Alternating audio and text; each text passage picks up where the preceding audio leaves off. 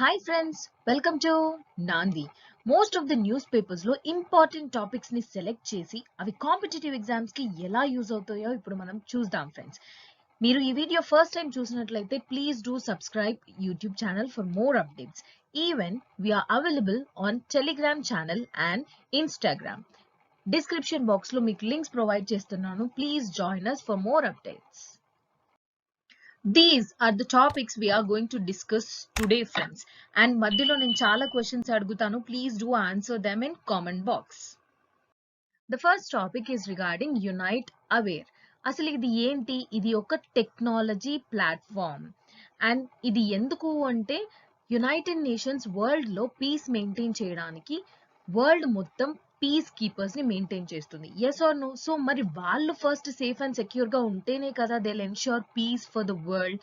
So వాళ్ళకి ఎలాంటి ఏమైనా థ్రెట్స్ చుట్టుపక్కల ఉన్న live videos or satellite imagery అవన్నీ యాక్సెస్ చేసుకొని ఈ యొక్క software program called Unite Aware వీళ్ళకి ఎప్పటికప్పుడు ఇన్ఫర్మేషన్ ని డిసిమినేట్ చేస్తుంది. అంటే if the threat is nearby them, then they'll come to know before, so that వాళ్ళు ముందే సేఫ్టీ అండ్ సెక్యూరిటీ మెజర్స్ చూసుకోవడానికి. సో ఇది ఎవరు డెవలప్ చేశారు friends? India in collaboration with United nations. So very very important fact to be remembered. United nations లో ఒక department ఉంటుంది friends, UN department of piece keeping operations and the Department of Operational Support. So India and this department collaborate అయ్యి ఈ software program ని develop చేసింది. That software program is called as Unite Aware.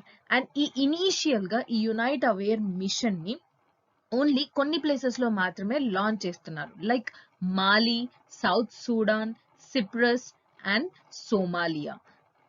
Once the program is successful at these places, then we can expect at other places too.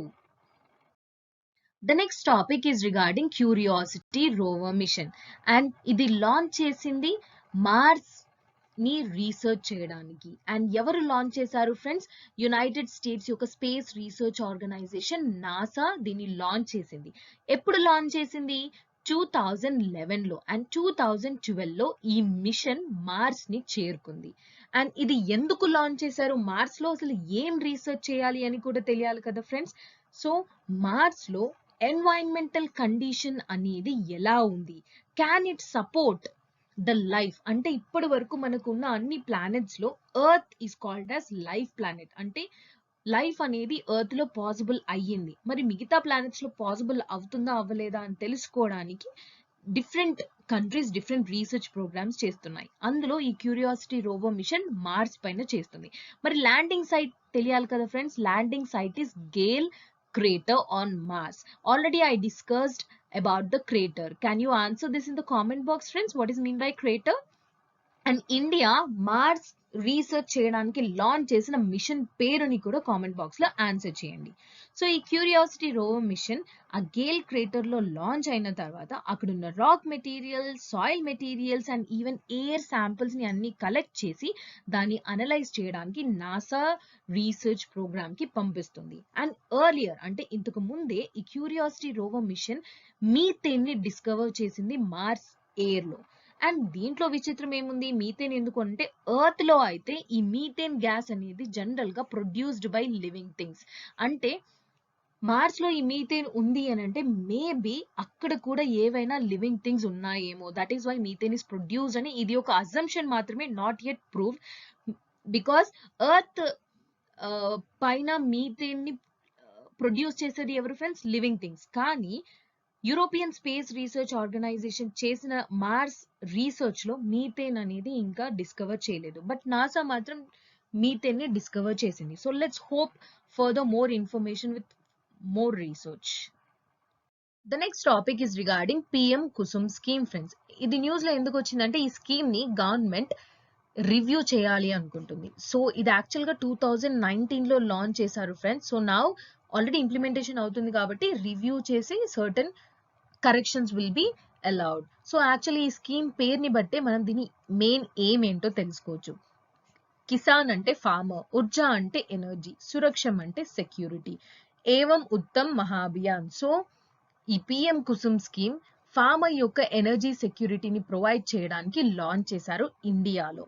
And ఇది సరిగా implement చేస్తే even మనకు global లెవెల్లో India ఒక promise చేసింది. That promise is called as intended nationally determined contributions. Question for you friends, ఈ ఐఎన్డిసిస్ belongs to which agreement?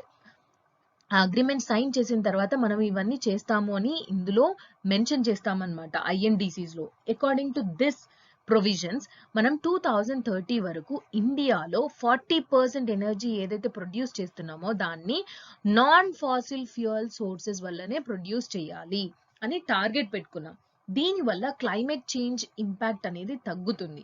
Because fossil fuels వల్ల petroleum products, crude oil and coal ఇలాంటి fossil fuels use చేయడం వల్ల మనకి energy అనేది వస్తుంది, but we are polluting our environment. So in order to secure our environment, definitely మనం renewable energy నుంచి produce చేయడం మచ్ మోర్ ఇంపార్టెంట్. అండ్ ఈ పిఎం కుసుమ్ స్కీమ్ లో 3 కాంపోనెంట్స్ ఉంటాయి ఫ్రెండ్స్.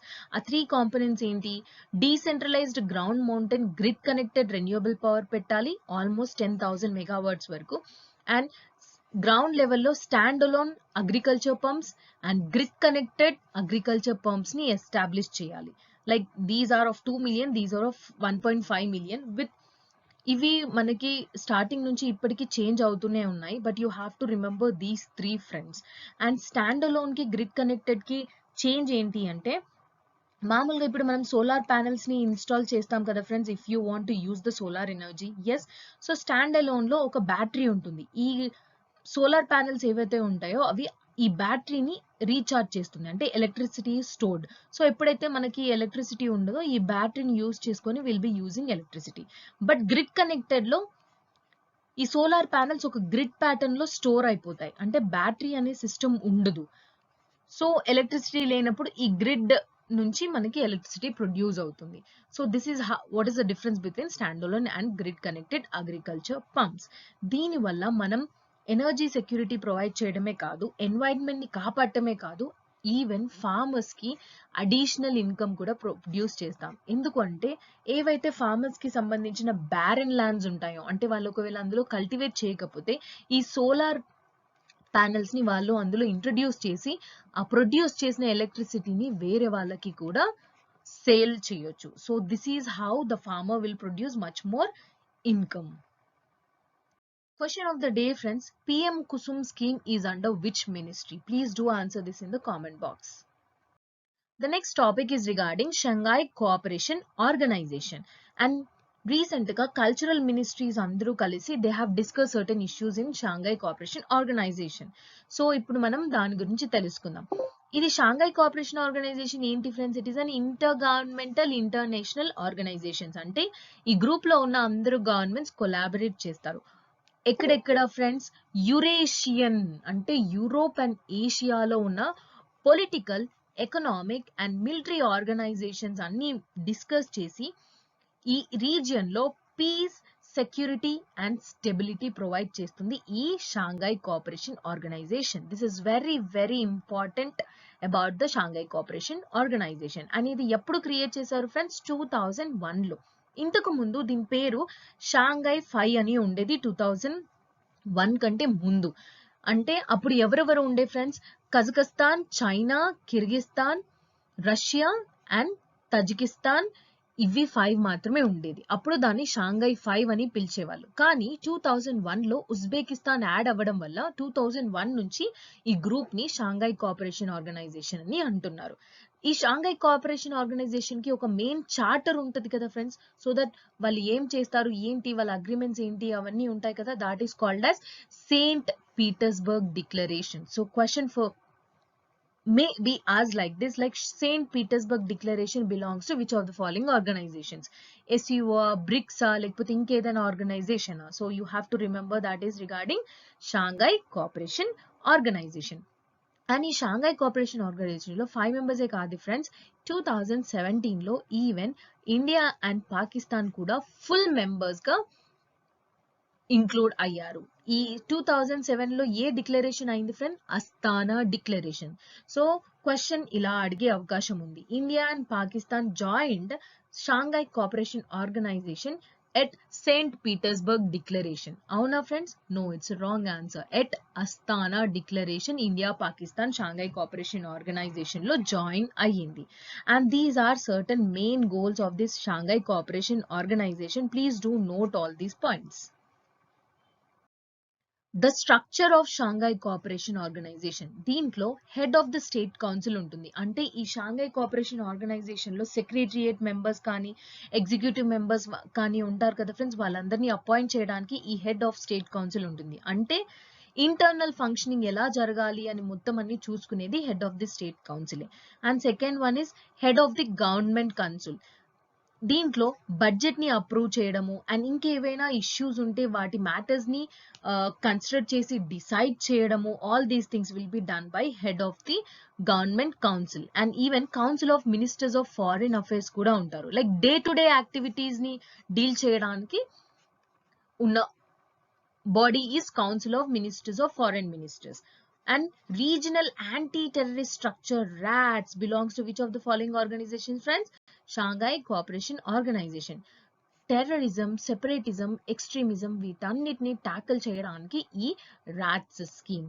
అండ్ ఈ షాంఘై కోఆపరేషన్ ఆర్గనైజేషన్ సెక్రటరియట్ ఎక్కడ ఉంది friends? It is in Beijing. పేరు షాంఘై కోఆపరేషన్ ఆర్గనైజేషన్ అని షాంఘైలో ఉంది అని అనుకోవద్దు friends, it is in Beijing. It provides information, analytical and organisational support to whole your Shanghai Cooperation Organisation. And ఈ organisation కి రెండు పర్మనెంట్ బాడీస్ ఉన్నాయి friends. As I already told you that Shanghai Cooperation Organisation secretariat ఉంది కదా, అది ఒక permanent body. And this regional anti terrorist structure ఉంది కదా, ఇది తాష్కెంట్ లో ఉంది. Please do answer this. Tashkent is the capital of which country? So ఇవి రెండు permanent bodies of Shanghai Cooperation Organization, and these are the members already we have discussed. And importance of Shanghai Cooperation వచ్చేసరికి 40% global population Shanghai Cooperation Organisation లో ఉంది అండి. And overall world జీడిపిలో 20% GDP produce చేసేది ఈ Shanghai Cooperation Organisation లో ఉన్న కంట్రీసే. అండ్ 22% ఆఫ్ వరల్డ్స్ ల్యాండ్ ఏరియాలో 22% ఈజ్ ఎస్సీఓ. రీసెంట్ గా కల్చరల్ మినిస్టర్స్ మీటింగ్ జరిగింది షాంఘై కోఆపరేషన్ ఆర్గనైజేషన్ లో అని చెప్పాను కదా friends. That was held where friends? It was held in Tajikistan. ఎందుకంటే ఈ time chairmanship of Shanghai Cooperation Organisation చేసేది తజికిస్తాన్. మరి ఇండియా ఎప్పుడు హోస్ట్ చేసింది friends? It was in 2020. And ఈ షాంఘై కోఆపరేషన్ ఆర్గనైజేషన్ కి రెండు అఫీషియల్ లాంగ్వేజెస్ ఉంటాయి friends. That is Russian and Chinese languages. This is also very, very important. The next topic is regarding FAME scheme. So FAME scheme already manaki question adigaru friends. So idi faster adoption and manufacturing of electric vehicles. So మనం climate change ని tackle చేయడానికి definitely non fossil fuels usage తక్కువ చేస్తామన్నాం కదా friends. So అప్పుడు మనం petroleum products and diesel products ని use చేయడం కూడా తక్కువ చేయాలి. సో అలా చేయాలి అని అంటే renewable energy electric production vehicles ని ఎక్కువగా తయారు చేయాలి, ఎక్కువగా యూజ్ చేయాలి. So for that purpose this scheme was launched by government of India. And ఈ FAME India part of another mission plan, national electric mobility mission plan లో ఇది ఒక part. This is the first fact to be remembered. And దీంట్లో 2 phases ఉన్నాయి friends. phase 1 already 2015 నుంచి 2019 వరకు continue అయింది. ప్రస్తుతం మనం phase 2 లో ఉన్నాం. That is from 2019 to March 2022. And ఈ స్కీమ్ ప్రకారం మనము hybrid and electric vehicles, hybrid అంటే మిక్స్డ్ ఆఫ్ లైక్ మనం పెట్రోలియం ప్రొడక్ట్స్ లో ఇథనాల్ 20% ఇలా మిక్స్ చేయాలి, డిఫరెంట్ ఆయిల్స్ ని మిక్స్ చేయాలి అని అంటున్నాం కదా. Usage of more than 1 fuel is called as hybrid. So hybrid and electric vehicles ని యూజ్ చేసి మన యొక్క లిక్విడ్ ఫ్యూయల్ కన్జంప్షన్ ని తక్కువ చేయాలి ఆటోమొబైల్ సెక్టార్స్ లో అనేది ఈ national electric mobility mission main target. And ఈ FAME scheme comes under which ministry friends? Ministry of road and transport కాదు, ministry of heavy industries and public enterprises. This is very very important. And ఇందులో 4 areas ఉంటాయి friends. First of all అలా చేయాలి అంటే మనకి technology develop అవ్వాలి, and even demand లేనిది వేరే ప్రోడక్ట్స్ క్రియేట్ చేయడానికి ఇండస్ట్రీస్ కూడా ముందుకు రారు. So not only the technology should be developed, demand among the people should be created, and pilot projects గా ఇంప్లిమెంట్ చేసి దాన్ని ఛార్జింగ్ ఇన్ఫ్రాస్ట్రక్చర్ అన్ని ప్రొవైడ్ చేస్తే this scheme will be successful. The next topic is regarding advanced chaff technology. ఇది develop చేసింది ఎవరు friends? DRDO. And ప్రస్తుతం Indian air force ని సేఫ్టీ మెజర్స్ మెయింటైన్ చేయడానికి ఇది డెవలప్ చేశారు. కానీ ఇంతకు ముందే ఆల్రెడీ ఇండియన్ నావల్ షిప్స్ ని ప్రొటెక్ట్ చేయడానికి ఈ టెక్నాలజీని డెవలప్ చేయడము జరిగింది, డిప్లాయ్మెంట్ కూడా అయిపోయింది. ఇప్పుడు ఇండియన్ ఎయిర్ ఫోర్స్ ని ప్రొటెక్ట్ చేయడానికి ఇప్పుడు డిఆర్డిఓ ఈ టెక్నాలజీని యూజ్ చేసింది. ఎందుకు? మీరు ఊరి మూవీ చూసి ఉంటే లైక్ మన హెలికాప్టర్స్ పాకిస్తాన్ బార్డర్ లో నుంచి అక్కడికి వెళ్ళి ఆపరేషన్ చేయాలి. ఎస్, సో కానీ అది ఆపరేషన్ చేయాలి అంటే బార్డర్స్ లో సర్టన్ రాడర్స్ వాళ్ళు ఆల్రెడీ పెట్టేసి ఉంటారు. సో ఇఫ్ హెలికాప్టర్ దీన్ని క్రాస్ చేస్తుంది అంటే అది ప్రొడ్యూస్ చేసే రేడియో ఫ్రీక్వెన్సీస్ ఈ రాడర్ ఆల్రెడీ డిస్కవర్ చేసేసి మన హెలికాప్టర్స్ ని కాల్ చేస్తారు. So this is how your radar mechanisms works. కానీ ఈ రాడర్స్ ని మిస్యూజ్ చేయడం అంటే ఈ రాడర్స్ ని మిస్గైడ్ చేయడమే ఈ అడ్వాన్స్డ్ చాఫ్ టెక్నాలజీ యూసేజ్.